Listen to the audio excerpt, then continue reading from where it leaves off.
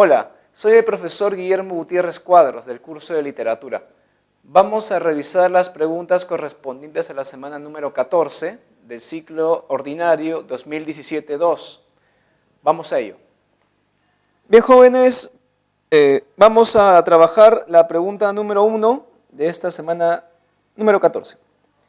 En relación a la verdad o falsedad de los siguientes enunciados sobre el posmodernismo, marquen la alternativa que contiene la secuencia correcta.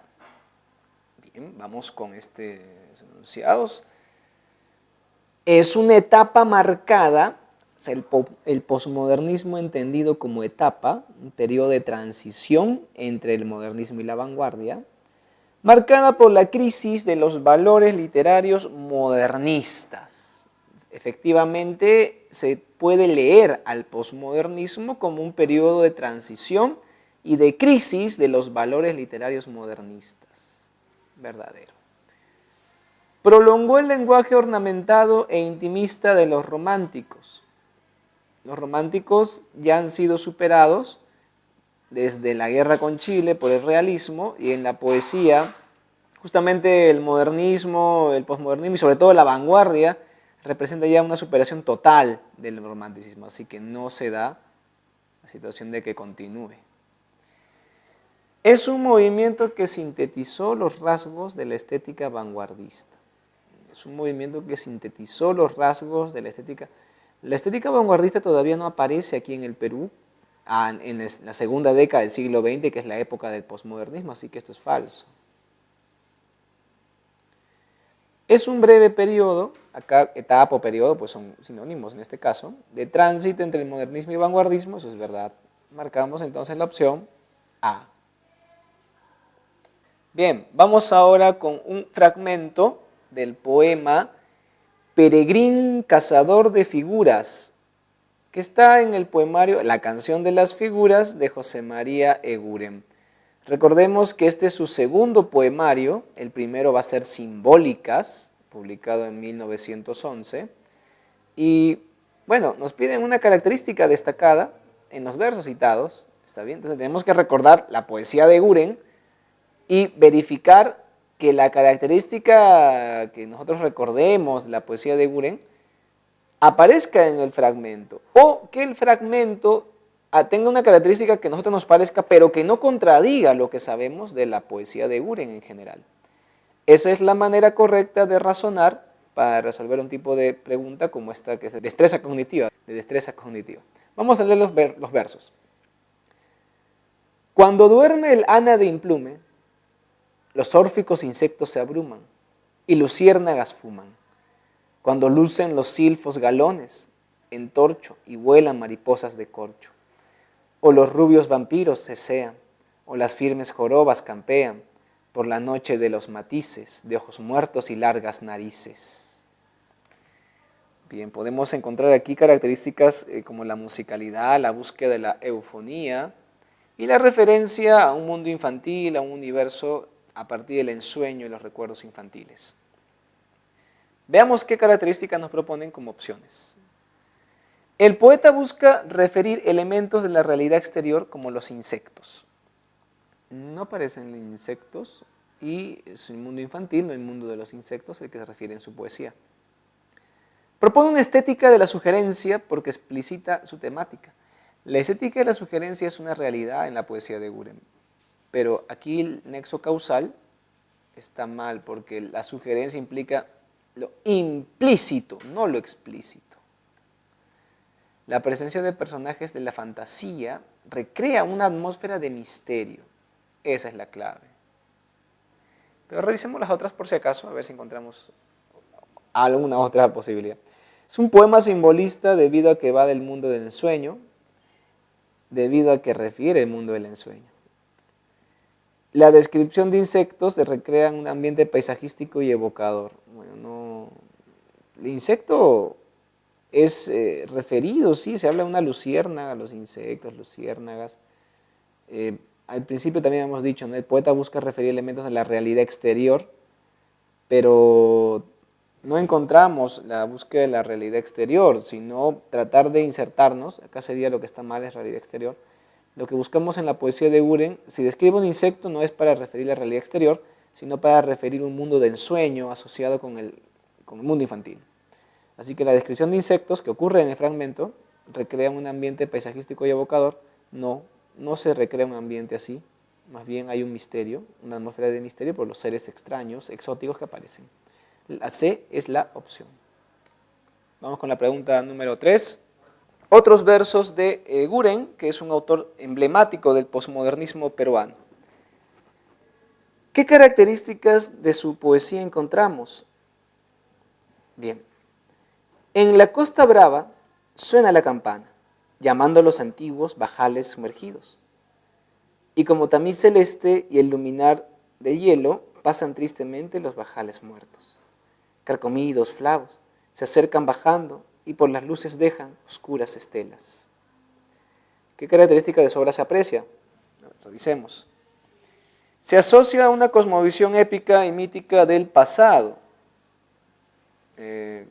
Bueno, la cosmovisión no es épica del todo, ni mítica, es una cosmovisión más bien de ensueño infantil. Aleja los versos de todo refinamiento formal y estético. Eso no, los versos para Eguren, la poesía es música para Eguren, es muy refinada. Incorpora lo lúdico, eso sí está, y la descripción verosímil, eso no está, de la realidad. Destaca por la musicalidad, eso se nota, y el colorido de las imágenes, eso sí está. Busca la representación artística objetiva mediante el color, no la subjetividad, y el colorido sí, pero no se busca la objetividad, sino la subjetividad lírica. La respuesta es entonces dedo. Vamos ahora con la número 4. Marque la alternativa que completa correctamente el siguiente enunciado.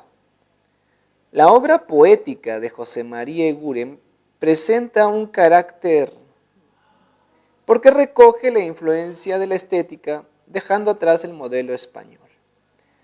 Bien, vamos a ir tratando de completar. A ver, un carácter modernista porque recoge la influencia de la estética romántica. No, nada que ver, no es modernista, supera el modernismo, Eguren. Un carácter cosmopolita porque recoge la influencia estética de simbolista. Esto sí podría ser. Recordemos que el simbolismo es el movimiento que influye a Eguren, la búsqueda de la musicalidad, la eufonía. Y el cosmopolitismo es la actitud de buscar fuera de la cultura originaria modelos literarios. Y si en lugar de buscar en la tradición española, busco en la tradición europea, fuera de España, que sería este caso Francia con el simbolismo, sí correspondería. Un carácter lúdico, eso sí podemos encontrarlo, porque recoge la influencia en la estética vanguardista. Y el vanguardismo aparece después de que Eguren publica sus poemarios y no llega a influirlo a él, así que no es. Un carácter sugerente sí podría ser porque recoge la influencia de la estética posmodernista. En sí, la estética posmodernista en Eguren no es una influencia, él es la estética posmodernista. Y un carácter musical sí, porque recoge la influencia estética barroca, y no, pues el barroco no tiene nada que ver aquí, así que es la B, con B de beso. Bien, jóvenes, ahora vamos a tratar el tema de Colónida. Colónida, recordemos, es tanto un movimiento como un grupo de literatos de provincia liderados por Abraham Valdelomar Pinto. Ellos tenían como característica ser iconoclastas, personas rebeldes y que se van a tratar de ir en contra de lo que otros tomaban como los autores sagrados, como los temas que nadie más debía tocar o que eran imposibles de cambiar. Ellos no, ellos buscaron nuevos horizontes. Colónida viene de la palabra Colón, así como Colón buscó nuevas tierras, ellos buscaban nuevos derroteros para nuestra literatura peruana, en una actitud que ya estaba antecediendo a lo que iba a ser la intensa búsqueda del vanguardismo peruano, que aparece justamente después de ellos. Muchos Colónida incluso llegaron a ser vanguardistas, como el caso de Alberto Hidalgo. Revisemos un poco sobre ellos en las siguientes preguntas. Con respecto al movimiento Colónida, marque la alternativa que contiene la afirmación correcta. A ver, entre sus integrantes se encuentran Valdelomar, eso está muy bien, líder, Mariátegui, que también era integrante, y Eguren, no. Eguren no fue del grupo Colónida. Mucho cuidado, Eguren estuvo al margen del grupo. Era un hermano mayor para ellos, lo respetaron muchísimo, pero no estaba en el grupo. Así que fallamos aquí la primera. Los poetas que lo integran desarrollan una lírica netamente costumbrista. No había poetas, sí, había, pero no son costumbristas. ¿Está bien? Buscan otra forma de hacer literatura. Por ejemplo, el costumbrismo peruano se centra mucho en Lima, es muy urbana. La poética de los colónidas buscaba en provincia y a veces en las ciudades más pequeñas asociadas con la vida rural, algo que no habían hecho otros literatos antes. ¿Está bien? Se consolida a partir de la aparición de las revistas Mercurio y Colonia. Bueno, aparece en la revista Cultura y Contemporáneos en 1909, 1910 y luego con Colonia se va a consolidar. Pero el Mercurio no, el Mercurio peruano es de la otra época. Fue sinónimo de rebeldía, puesto que es la que critica la belleza formal y el color. Sí fue sinónimo de rebeldía, pero criticaba la estética conocida. La belleza formal y el color sí la respetaron. Se propuso, mediante un lenguaje sencillo, resaltar la vida provinciana. Eso es, ¿no? Se buscó un lenguaje menos afectado, un lenguaje más sencillo, pero que igual expresara colorido y musicalidad. ¿Está bien? Así que la E es la clave. Bien, vamos ahora con un poema de Abraham Valdelomar, El árbol del cementerio. Leámoslo. No el suspiro de la ola cuando rueda a morir en la playa desolada, ni el morir de la tarde en la callada fronda que al ave taciturna hospeda. Dieron a mi niñez esta en que vivo sed de misterio torturante y honda, donde todos los pasos son inciertos.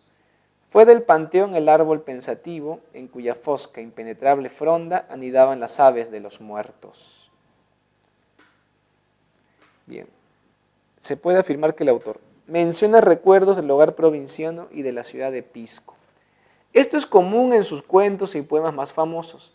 Sin embargo, en este poema específico, en lo que acabamos de leer, no aparece referencia al hogar provinciano ni a la ciudad de Pisco. Evoca con tono nostálgico e íntimo el mundo de la infancia. Acá habla de la playa, habla del atardecer, habla de la niñez. Bueno, recordemos que es autobiográfico, Valdelomar nos habla de Pisco, el pueblo de San Andrés de los Pescadores, donde él creció, donde pasó su infancia. Así que sí, hay un tono evocador nostálgico sobre el mundo de la infancia. Expresa la desgarradora angustia por la ausencia de la madre. La ausencia de la madre no es un tema común en la obra de Valdelomar. Y en este fragmento tampoco aparece ese tema. El tema de la ausencia de la madre es un tema clásico en la poesía de Vallejo en el poemario Trilce, que veremos ya en la siguiente clase. Rechaza la subjetividad al describir detalladamente la naturaleza. Rechaza la subjetividad al describir detalladamente la naturaleza. No la rechaza. Recuerden que en la poesía, en la lírica, por tradición, es expresar la subjetividad mediante la descripción, la narración, el diálogo, pero vamos a expresar la subjetividad. Se detalla la naturaleza, pero no para rechazar la subjetividad, sino para tratar, ¿no es cierto?, de hacerla más intensa. Desarrolla una lírica influenciada por el romanticismo. No, y el romanticismo ha sido superado. Valdelomar de joven fue modernista y en su madurez fue posmodernista, así que el romanticismo no tiene nada que hacer aquí. La opción es con B de beso. Bueno, vamos con la pregunta número 7, que es una pregunta sobre el cuento más famoso de Abraham Valdelomar. Abraham Valdelomar escribió muchos cuentos. Fue un autor polígrafo que escribió poesía, cuento, ensayo, teatro, también dibujaba, era un gran caricaturista, pero el cuento debe ser la especie literaria, el cuento debe ser la forma de creación en la que él destacó más nítidamente y también con mayor producción. El Caballero Carmelo tiene un rol clave en su cuentística, es considerado su cuento emblemático, el cuento que lo representa a él. Vamos a revisar qué enunciado es correcto respecto a dicho cuento. El padre de los niños, luego de un largo viaje, trae al Carmelo. Entonces acá nos hablan del contenido, ¿no? Que dice largo viaje, es un largo viaje.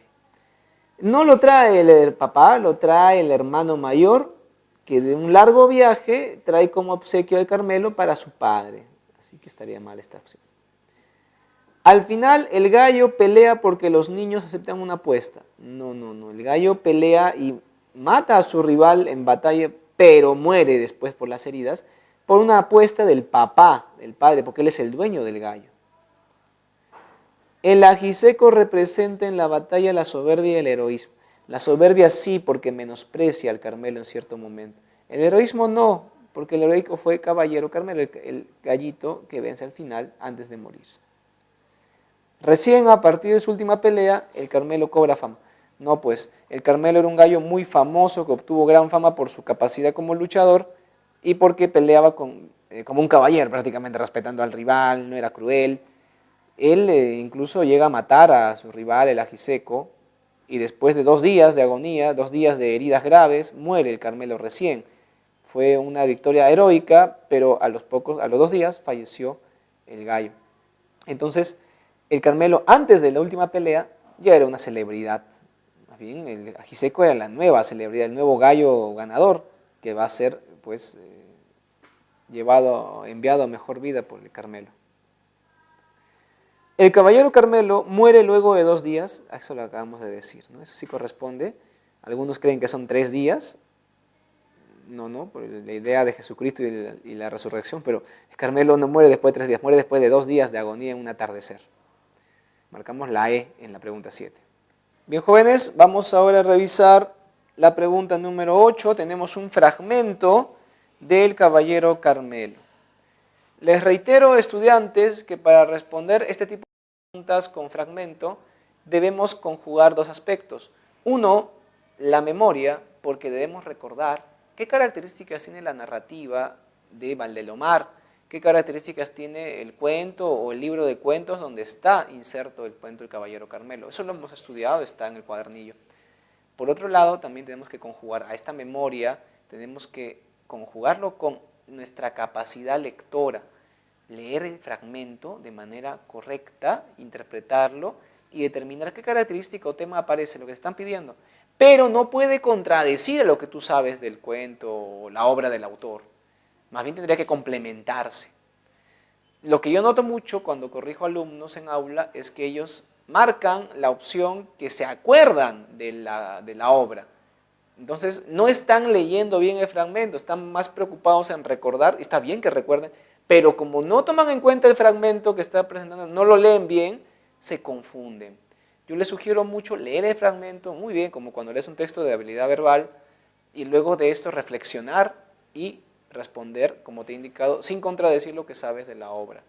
Es un trabajo de destreza cognitiva, no un trabajo de pura memoria. Así que al leer, yo les recomiendo también leer el cuento del caballero Carmelo completo. Es un cuento, depende de la edición, 8 páginas, máximo 10 de acuerdo a la edición. No te va a quitar mucho tiempo y te va a ayudar mucho a entender mejor la obra cuentística de Valdelomar. Es mi recomendación. Vamos con este fragmento. A ver, amanecía en Pisco alegremente. A la agonía de las sombras nocturnas, en el frescor del alba, en el radiante despertar del día, sentíamos los pasos de mi madre en el comedor preparando el café para papá. Marchábase éste a la oficina. Despertaba ella a la criada. Chirriaba a la puerta de la calle con sus mohosos goznes. Oías el canto del gallo que era contestado a intervalos por todos los de la vecindad. Sentías el ruido del mar, el frescor de la mañana, la alegría sana de la vida.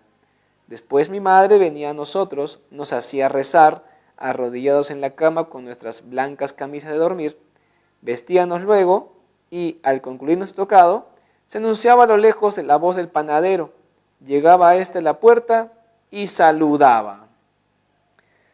Bien, este fragmento pues que nos lleva a la memoria de la infancia del autor, una infancia que transcurre en Pisco, es muy autobiográfica esta obra, Caballero Carmelo. ¿Qué característica podemos encontrar? Nos dicen del fragmento. Recuerda del fragmento, lo más importante es el fragmento, no tanto lo que tú recuerdes de la obra. También debemos evitar que se contradiga, porque no tendría sentido, pero el fragmento es clave para esta pregunta. Empleo de imágenes exóticas y lúgubres. No encuentro nada lúgubre. Recuerda que la palabra lúgubre significa tétrico, triste, oscuro, dark, o como tú conoces la cultura de lo emo, ¿no? O sea, todo eso. No es lúgubre aquí, que entramos más bien en un entusiasmo, el amanecer. Exótico no, porque lo exótico es aquello que es ajeno a la realidad, y aquí te hablan de la realidad cotidiana de un hogar provinciano, así que ninguna de estas palabras. Enfatización de la vida cotidiana en la ciudad. La vida cotidiana está bien y se enfatiza en ella en la obra de Valdelomar, pero esta no es la ciudad. Este es un pequeño pueblo en la región rural, en provincia. Utilización de un lenguaje refinado y evocador. Refinado, un manejo de las comas, del léxico, a pesar de que es una escena cotidiana, la describo de una manera muy atractiva. Evocador quiere decir que hace un estilo como de recordando lo que ha pasado, lo que ha vivido, lo que ha visto. Y sí, pues se nota que el autor vivió esta realidad y la está describiendo. Actitud crítica de las costumbres provincianas. Acá no se critica, más bien tácitamente se halaga la vida tan tranquila de la provincia. Tono pesimista en cuanto al ambiente familiar. Aquí no encontramos pesimismo, encontramos entusiasmo ante la vida y recordar con mucho cariño esa etapa del autor. La C es la opción.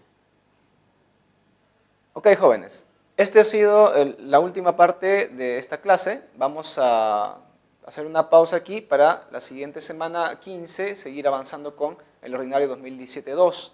Hasta luego.